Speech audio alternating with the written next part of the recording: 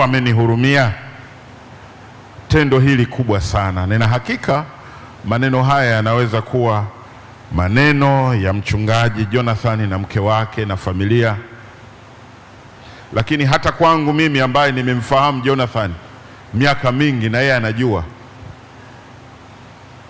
Mungu amekuhurumia Jonathan. Tendo hili kubwa sana. Heshima hii ambayo Mungu amekupa ya wewe kumtumikia ni kubwa mno. Na mwimbaji aliyetayarisha wimbo huu, na wala sio maneno yangu, anasema hakustahili. Jonathan, hukustahili. Kama nilivyo mimi, kama ulivyo wewe, hata kuitwa Mkristo hukustahili. Hata tu kwa matendo ya kuanzia asubuhi leo hukustahili. Acha jana, juzi na miaka mingi, hukustahili. Hata ulipopewa nafasi ya kustahili, hukujistahilisha mwenyewe, bali Yesu yeye ndo amekustahilisha. Nimemfahamu Jonathan akitumika katika jumuiya ya Kikristo Tanzania, katika chapo ile ya chuo kikuu. Namfahamu sana yeye, tena anafahamiana na mama askofu sana sana. Na Jonathan niliyekuwa namfahamu wakati ule ni yule yule hata sasa. Jonathan ambaye ni mpole, hata akikatiza kwenye majani anaona kwamba tusiyakanyage tutayaumiza. Wale wanaitwa wastoiki. Jonathan ni mtu mpole, mnyenyekevu. Hongereni sana Muhimbili kwa kuwa na mchungaji kama huyo. Inawezekana msifahamu, msione umuhimu wa hongera hiyo, lakini subiri ukipata mchungaji mbabe. Wapo, ni tabia, ubabe ni tabia, lakini nataka kuizungumza tabia ya Jonathan. Mungu amekustahilisha na Mungu amekuandaa kwa utumishi huo hata sasa unapokwenda kustaafu. Ndugu zangu, ujumbe tuliosomewa leo wa Yesu kung'aa pale mlimani akiwa na wanafunzi wake, na tulisoma kutoka Injili ile ya Luka 9:28. Yesu aliwachagua wanafunzi, nafikiri aliyowataka mwenyewe, na akaenda nao, na kusudi lilikuwa ni kwenda kuomba. Na aya ile ya 28 anasema, baada ya maneno haya Yesu akapanda mlimani, akawatoa Petro, Yohana na Yakobo, akapanda nao mlimani kuomba. Baada ya maneno haya, wasomaji wa Biblia wakati mwingine tunakwenda moja kwa moja kwenye teksti au somo lililopo, lakini Biblia inatukumbusha kuona hayo maneno. Baada ya maneno haya, ni maneno gani ambayo yalimpelekea Yesu kumaliza na kwenda kuomba? Yesu alikuwa ametoka kuwafundisha wanafunzi wake, na fundisho zito ambalo Yesu alitoka kuwafundisha ni lile, mtu yeyote akitaka kunifuata na ubebe msalaba wake. Aubebe msalaba wake. Mtu yeyote akitaka kunifuata na aubebe msalaba wake. Ndugu zangu, washarika, watumishi wa ngazi zozote, kanuni ya Yesu aliyoitaka tunapokwenda kumfuata yeye ni kuubeba msalaba wake. kuubeba msalaba wake, halafu ndipo tumfuate. Wengi tumekwenda hata kuwaongoza wengine, lakini tumekataa kuubeba msalaba wake. Baba na mama, ninyi wazazi ambao Mungu anategemea wewe ndio unaliongoza kanisa la pale nyumbani, anategemea utaubeba msalaba wake ili na watoto waweze kuufuata. Kwa bahati mbaya, kazi hata hii ya kichungaji ni kazi nzuri, ni kazi na heshima, kazi na heshima. Mimi nashukuru sasa miaka inaenda, lakini nilikuwa naona aibu sana. Niliingia mchungaji nikiwa mdogo sana, lakini nimepata tu uchungaji wananiita baba mchungaji. Washirika wangu wengine wako hapa. Washirika wangu wa kwanza kabisa nilifanya nao kazi hapa katika jimbo hili hapa Mburahati. Mmoja nimemwona hapa, ni mzee wa kanisa, nimemwona Kanali Peter Sameji, sio? Kwa hapa washirika. Sasa hivi fikiria mwanajeshi hapa, baba mchungaji.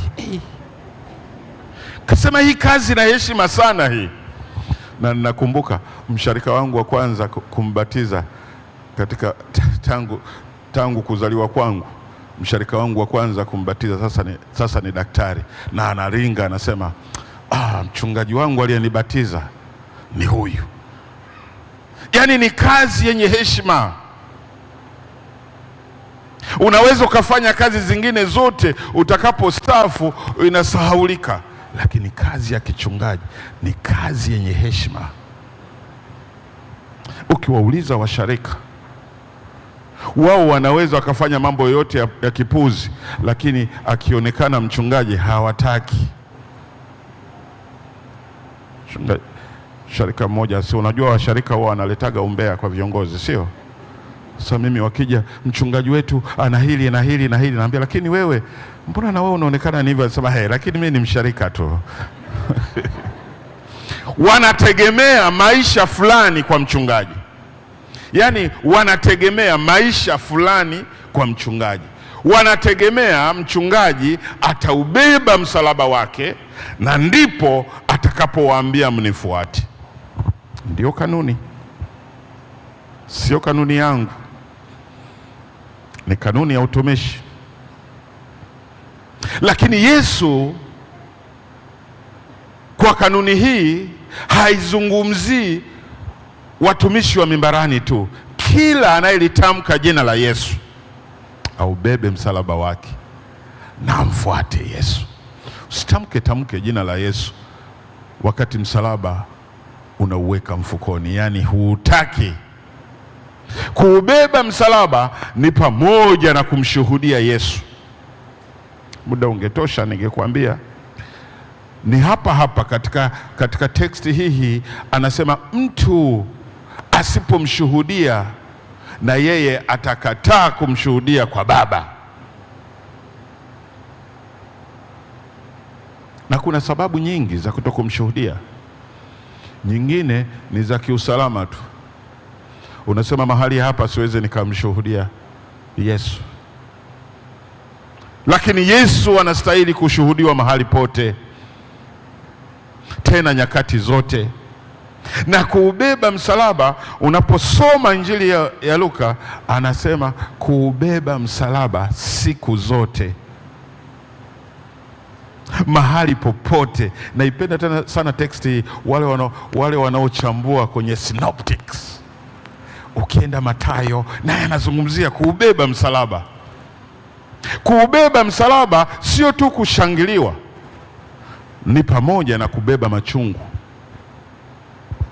ni pamoja na kutumika, ni pamoja na kuwa na macho ya kuona wahitaji.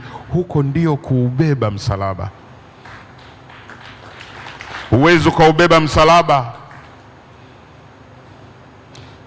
kwa kusifiwa tu. Kimuuliza leo mchungaji Jonathan, Kwa naangalia vituo alivyopita, mpita vituo vingi sana, lakini hajawahi kuja hata kulalamika, kwa sababu anajua yule aliyemwita na yule anayemtuma. Na ninyi washarika, wakati mwingine mnatukosea sana, na mnamkosea Mungu. Mnampenda mchungaji mpaka mnaisahau huduma yake na hata aliyemwita anataka afanye nini. Hawa wanatumwa. Wachungaji wetu wa Kiluteri wanatumwa na wala hawajitumi, na ndio maana anapoingia kazini, anapobarikiwa, anabarikiwa hadharani, na anapostaafu anastaafu hadharani. Nalipenda kanisa la Kiluteri. Mimi naona fahari kuwa Mluteri.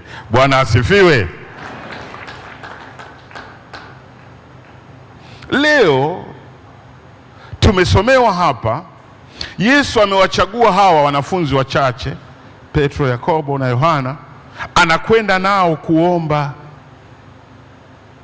Anajua umuhimu wa hawa mitume, uzito wa kazi iliyo mbele yao, lazima iunganishwe na Mungu mwenyewe kwa maombi.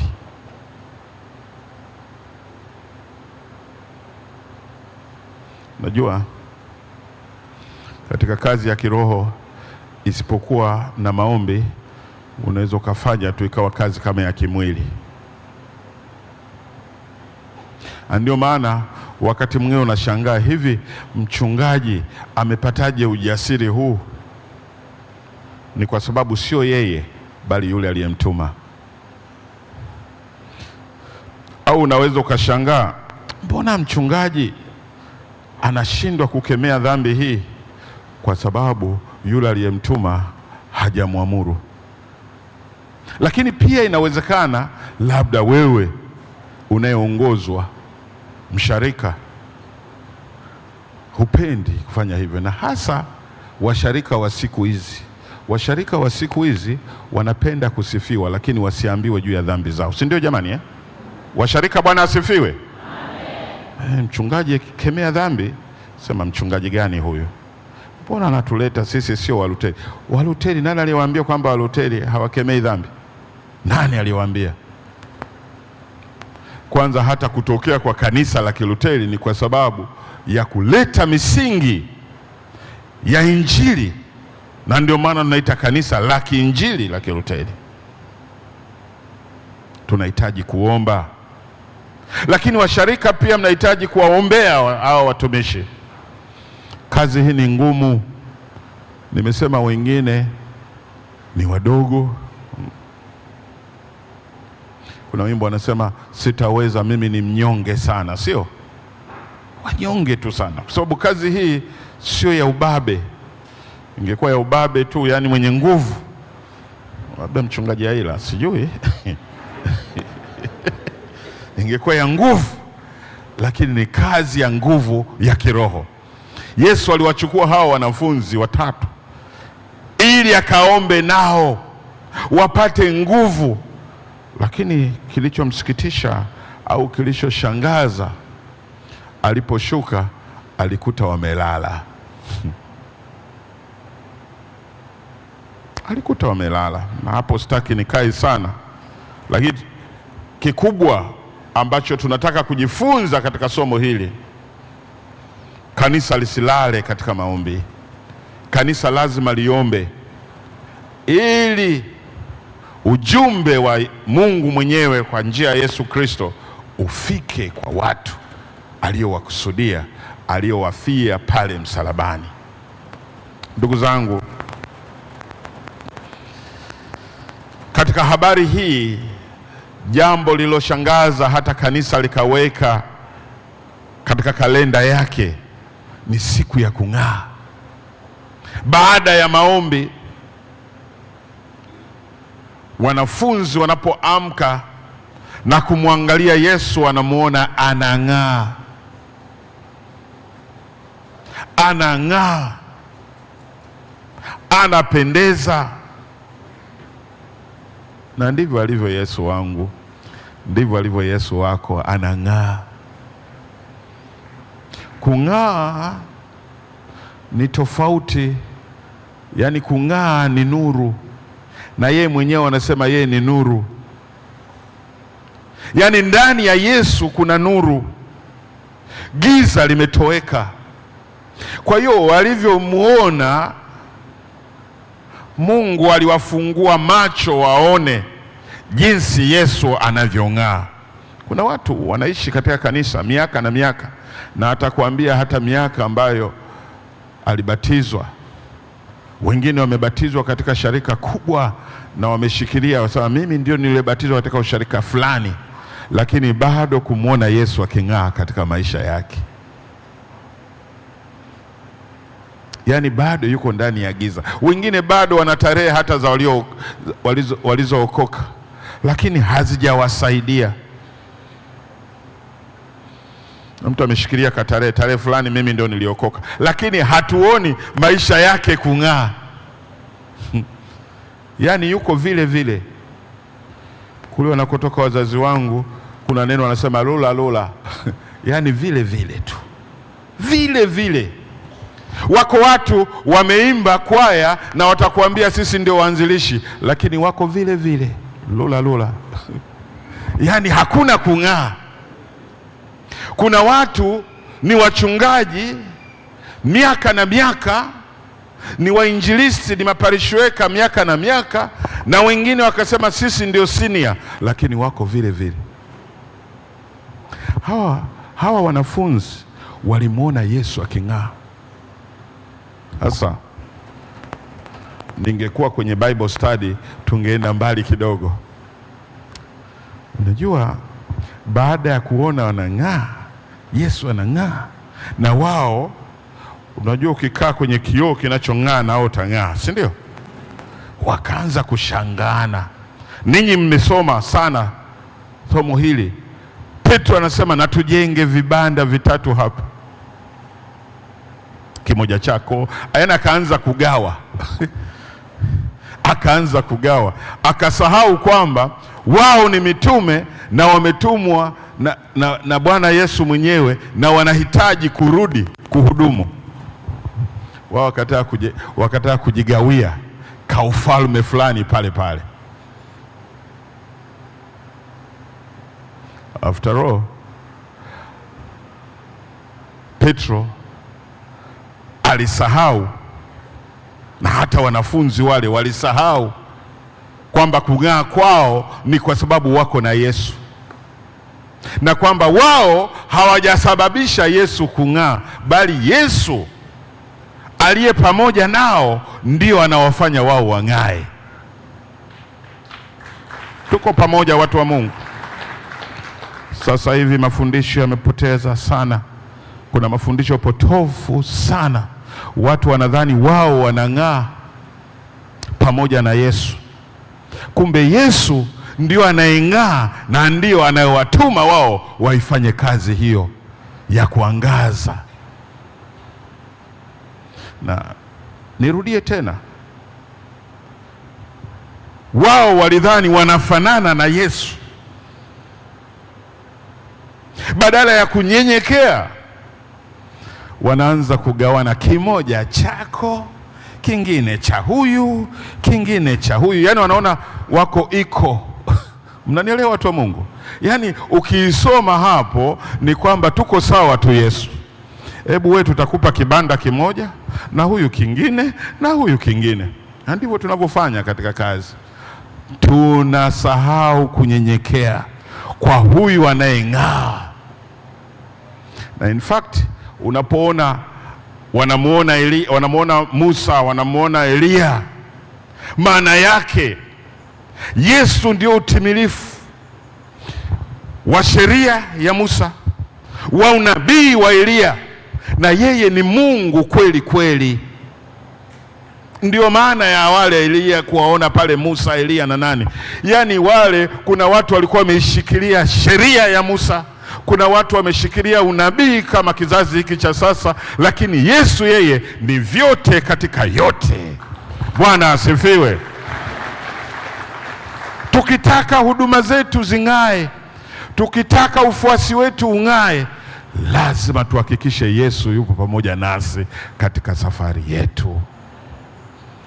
Iwe ni katika baraza lako la wazee Kariakoo pale Muhimbili, huduma yenu nzuri kwa wagonjwa, hakikisha Yesu yuko pamoja nanyi. Huduma yetu ya kichungaji, ya wainjilisti, huduma yoyote, wazee wa kanisa, hakikisha pamoja na kile tunachovaa kama utambulisho wa wazee wa kanisa, lakini Yesu yuko ndani yako ili huduma ing'ae. Nilikwenda mahali, nazungumza sana wazee, nilikwenda mahali, kila nikiuliza nasema mzee fulani, mbona mzungumzi mchungaji fulani? Tunazungumza tu pale mambo mazuri tu. Mzee fulani alitusaidia sana, mzee wa kanisa. Niliposogea sana kuyaangalia maisha ya ule mzee wa kanisa, alikuwa na Yesu anayeng'aa ndani yake. Kwa hiyo hata washarika walikuwa nakwenda kupata neno la hekima kwa mzee ambaye Yesu anayeng'aa yuko ndani yake.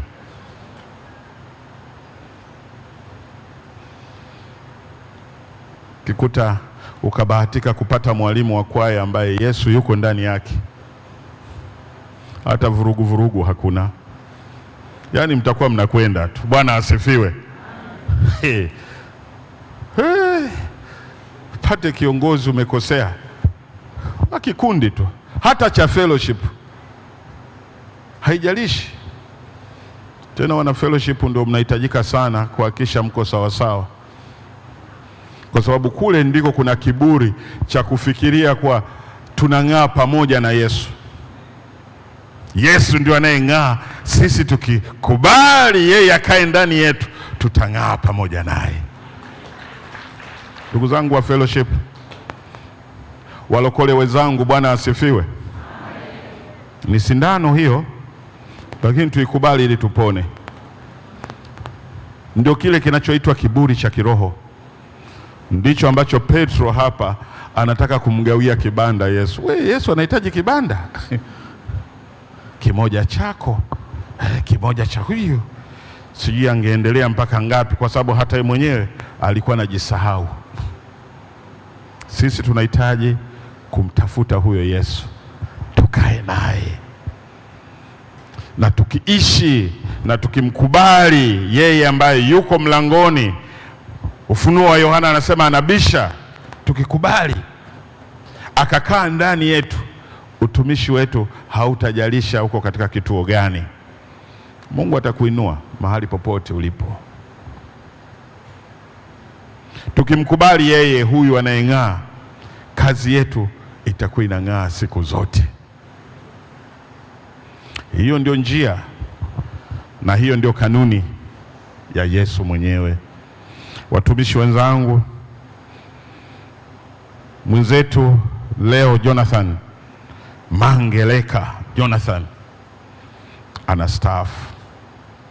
anastaafu akiwa anang'aa.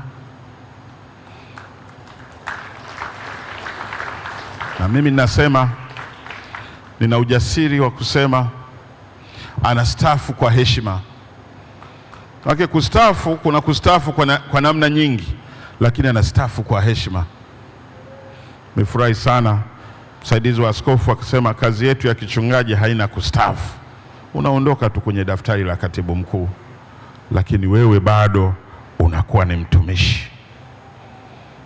Ndugu yangu Jonathan na mama, mjue ninyi mmeubeba msalaba, na ule msalaba msije sasa mkauweka mfukoni kwamba jina langu haliko kwa katibu mkuu. Jina lako liko kwenye kile kitabu cha uzima. Huko ndiko uhakikishe kwamba kile kitabu jina halifutiki. Kule ambako hakuna nafasi eti kwa sababu wewe umekuwa mchungaji ndio unarithi uzima wa milele. Ni wale waliokubali kuongozwa na huyu Bwana Yesu anayeng'aa. Mungu akupiganie sana Jonathan. Nyenyekevu uliokuwa nao, utumishi uliokuwa nao, busara ulizokuwa nazo, Ni mtumishi ambaye mimi nakiri hakuwa mlalamikaji. Sisemi kwamba yupo mlalamikaji, hakuna hata mmoja. Ukiwaona hawa hawalalamiki, ni watu wema sana. Kwa namna hiyo Mungu anajichotea sifa. Hapo tunakuwa tunaubeba msalaba. Mwimbaji mmoja alisema, katika safari hii tunayokwenda, iwe ni safari ya utumishi, safari yetu kama Wakristo, njia hii ni nyembamba. Akaimba wimbo mzuri sana, hata mimi siujui. Alisema, njia ile ni nyembamba ya uzimani, heri anayefuata njia ile tu. Alafu chorus yake akasema, Yesu nishike, nifike kwa Bwana, wewe ndiye njia, wewe ndiye njia, wewe ndiye njia. Kumbe naujua. Na akasema tena, heri anayemwamini asipoona, atapata kufahamu. Sisi wa kizazi hiki, sisi tunaoishi katika dunia hii, heri tukimwamini huyo Yesu, heri tukimwamini huyo Yesu. Alafu akasema, angalia ni mzima aliyekufa, yaani Yesu alishafufuka. Hivyo sote tu wazima. Yesu tunayemwamini sisi ndio aliyefufuka. Sasa hivi tunaondoka katika kipindi hiki cha ufunuo, tunakwenda katika kipindi kingine katika kanisa letu, lakini hivi ni vipindi tu vya kutuimarisha sisi. Heri sisi tulio wazima. Hivyo sote tuendelee kumwamini. Alafu akasema, nishike Bwanangu, nishike, wewe ndiye njia. Katika utumishi huu na katika safari hii lazima tumwombe Mungu atushike, ili baada ya kutumika hivi tusije tukakosa nafasi kwa yule tuliyemtumikia. Ndugu yangu Jonathan, ni maombi yangu kazi uliyoifanya iwe ni sadaka mbele za Mungu. Mungu azikumbuke sadaka zako, akumbuke wakati wako, aseme, karibu mwanangu, siku ile tutakapoitwa uwe tayari kurithi uzima wa milele. Niwashukuru pia washarika wa Muhimbili na vituo vingine vyote ambavyo Jonathan alifanya. Jonathan amefanya vituo vingi sana, utasikia kwenye hotuba, vituo vingi sana, vingi mpaka vinatisha. Lakini nawahimiza na wengine kuwa na vituo vingi, walau viwepo tu.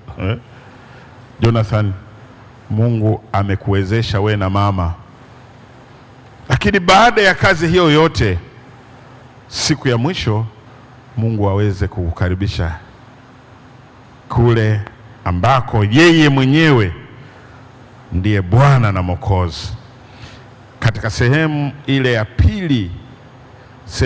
pili ya imani yetu, anasema yeye atasimama wakati ule kuhukumu ulimwengu. Kwa hiyo kule yeye ndio atakaye hukumu, sio sisi tena. Mungu akujalie sana Jonathan, katika utumishi wako mpya unaoanza leo, utumishi wa uhuru. Unajua sasa ulikuwa labda unafungwa, mkuu wa jimbo anakuagiza na kukumbusha, sasa ni utumishi huru ambao we mwenyewe unaguswa nini cha kufanya kama mchungaji. Na sisi tunaobaki, Mungu atusaidie na sisi tumalize vizuri. Nasema kila wakati tunapobariki wachungaji, Mungu haangalii tu jinsi unavyoanza, bali pia unavyomaliza. Hata washarika pia, Mungu atusaidie katika shughuli zozote na katika safari hii ya mbinguni. Mungu asiangalie tu jinsi tulivyoanza, lakini pia jinsi tunavyoendelea na jinsi tunavyomaliza. Bwana alibariki neno lake. Amen.